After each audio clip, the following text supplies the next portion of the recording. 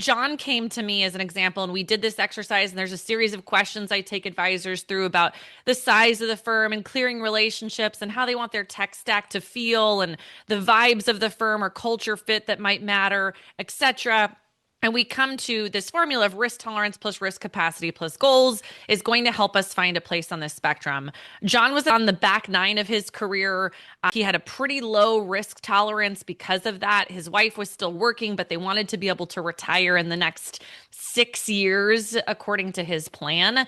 He was coming out of a pretty captive place. So he was a little uneasy not being able to contact his clients and bring them with him directly because it was a non-protocol firm he was leaving.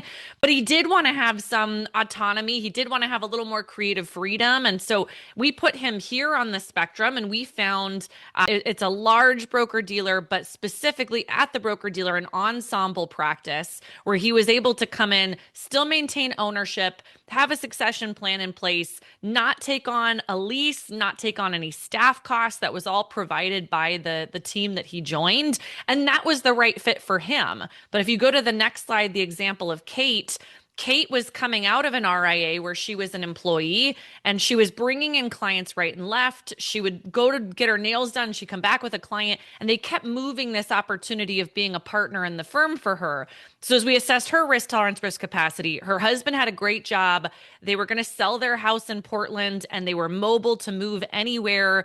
She had money saved. She's young. She had a long time left in her career and she wanted to write a book and have a baby and maybe purchase a practice at some point. And so for her, we looked at more aggressive options and she went completely independent. She has full ownership and control of her firm now. She is the managing partner. All of the ways that she works with her clients are within her control, her brand, her employees. And she's also taken on all that risk, right? She still calls me if something happens, like she had lost a staff member a few months ago, and there's obviously a panic and you have to take on that emotional labor as well. Those are two really different structures for an advisor to fit into that are still both some level of independence, but very, very different alignment for each of those advisors, just as an example.